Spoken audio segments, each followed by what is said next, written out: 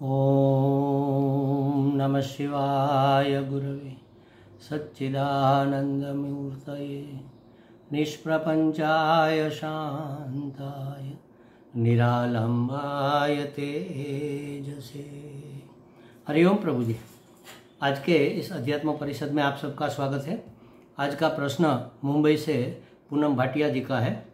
उन्होंने गीता जी के एक श्लोक में एक चरण का अर्थ पूछा है, ना सतो विद्यते भावो ना भावो विद्यते सतः। इसका वास्तविक तात्पर्य क्या है? देखो प्रभु जी, सबसे पहले सबके लिए ये बात मैं कहता हूँ कि आप गीता जी में से या किसी उपनिषद में से कोई प्रश्न जब पूछे तो गीता जी के कौन से अध्याय में कौन सा श्लोक ये जरूर लिखें। उपनिषद में भी कौन सा उपनिषद, कौन सी वल्ली या कौन सा प्रकरण, कौन सा मंत्र है, ये जरूर लिखें ताकि आगे पीछे के रेफरेंस को हम देखकर फिर आपके साथ इसकी चर्चा कर सकें। ये तो गीता जी का है, हमें तो ये याद था कहाँ का है, लेकिन अगर याद नहीं है तो हमें ये ढूंढना पड़ता कि भाई ये कहाँ गीता जी ने कहा है।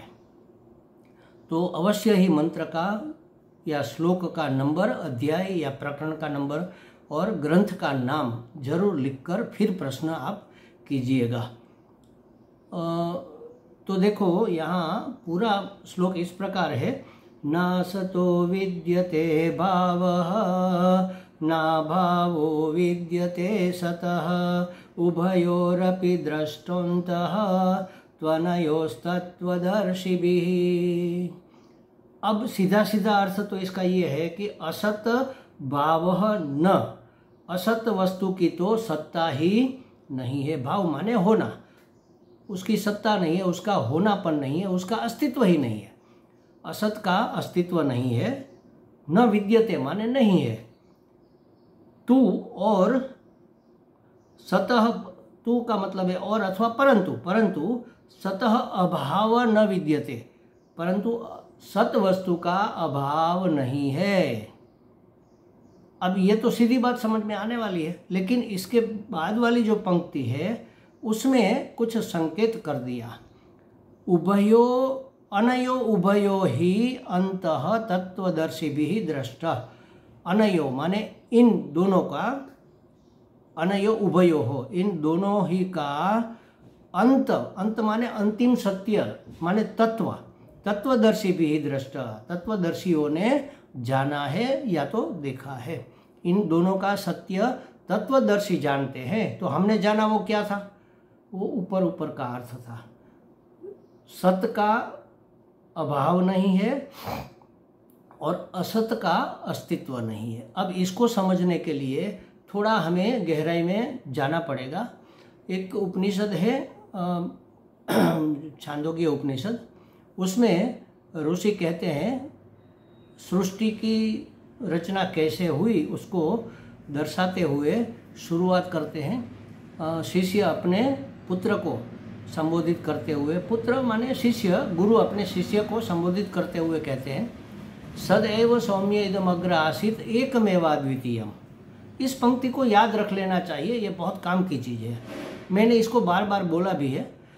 सदैव सौम्य इदम अग्र आसीत एकमेवाद्वितीयम। सद एव, सत मात्र, हे सौम्य, हे पुत्र, हे प्रियदर्शन, सत एव, सदैव सौम्य इदम अग्र आसीत।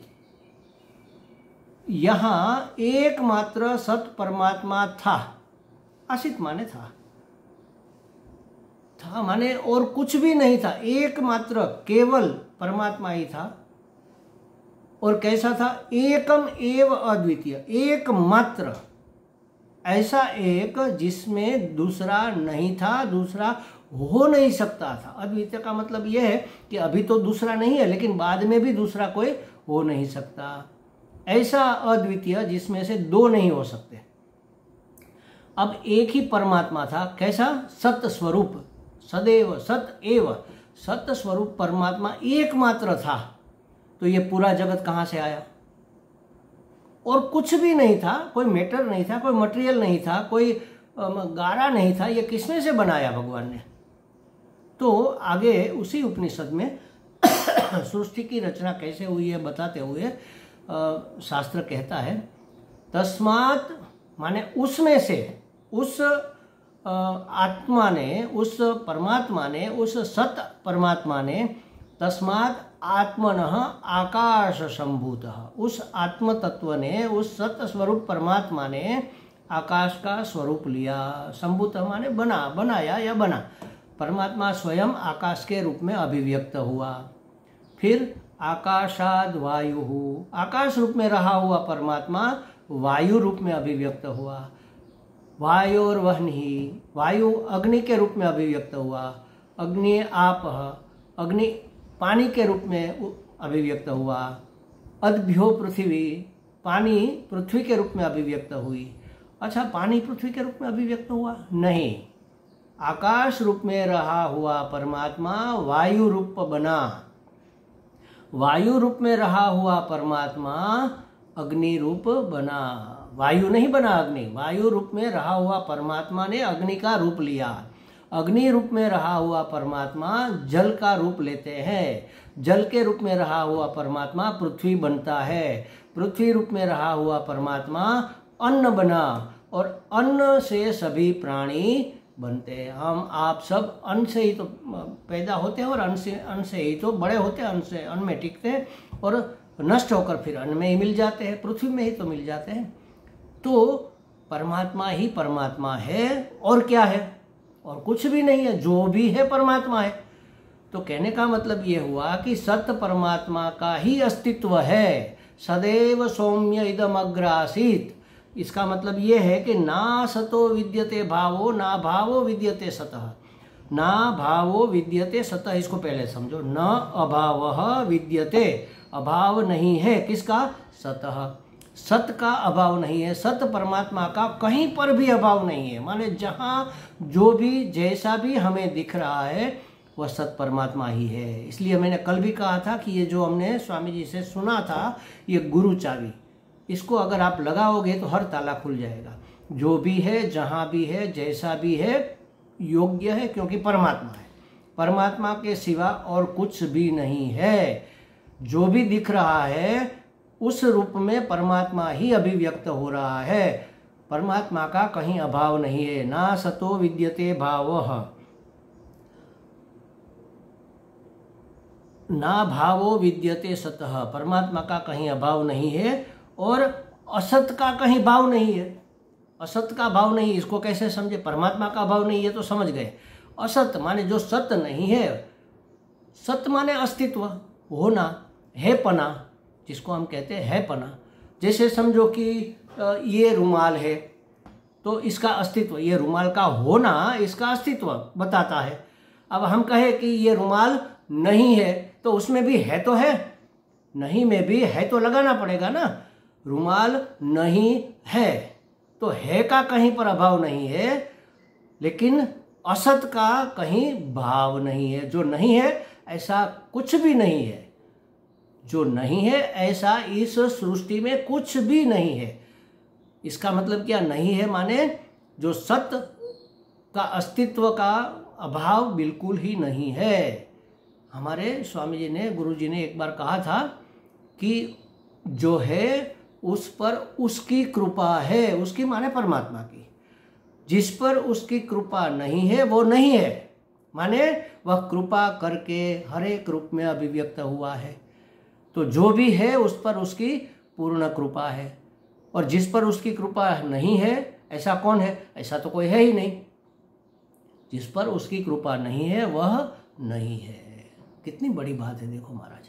असत का तो कहीं पर भी अस्तित्व ही नहीं है। असत माने, सत माने होना। न होना कैसे हो सकता है?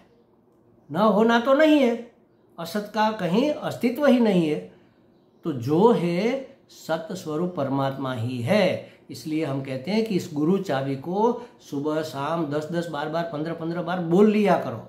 इसको कंठस्थ कर लो, धीरे धीरे यह हृदयस्थ हो जाएगा। तो सभी समस्याओं का एकमात्र इस मास्टर की से समाधान हो सकता है कि जो है, जहाँ है, जैसा भी है, जो है माने यह वह जो भी है, जहाँ है माने यहाँ वहाँ जहाँ भी है, ऐसा वैसा जैसा भी है, योग्य है। महाराज क्यों योग्य है? क्योंकि परमात्मा है। परमात्मा ने ही सब रूप लिया है। ना सतो विद्यते भावो ना भावो विद्यते सतः। परमात्मा के सिवा और कुछ है नहीं। और अगर परमात्मा है तो अयोग्य कैसे हो सकता है? इसको भक्ति की भाषा में क्या कहा? सबके हृदय में राम बसते हैं तो मैं किसका तिरस्कार करूं? सबके हृदय में राम बसते हैं। अरे सब राम ही राम है।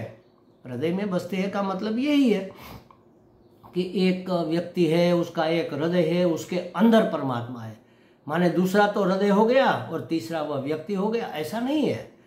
हृदय में परमात्मा है माने व्याप्त, उसी रूप में परमात्मा ही है, जो है, जहाँ है, जैसा है, योग्य है। क्योंकि हमारे परमात्मा ने लिया हुआ वेश है। परमात्मा स्वयं इस रूप में अभिव्यक्त हुआ है, तो अयोग्य कैसे हो सकता है? तो इसलिए इसी वस्तु को यहाँ ऐसे कहा, ना सतो विद्यते भाव ना भावो विद्यते सत। असतः भाव न विद्यते। असत का तो अस्तित्व ही नहीं है और सत का कहीं अभाव नहीं है। ये कौन जान सकता है?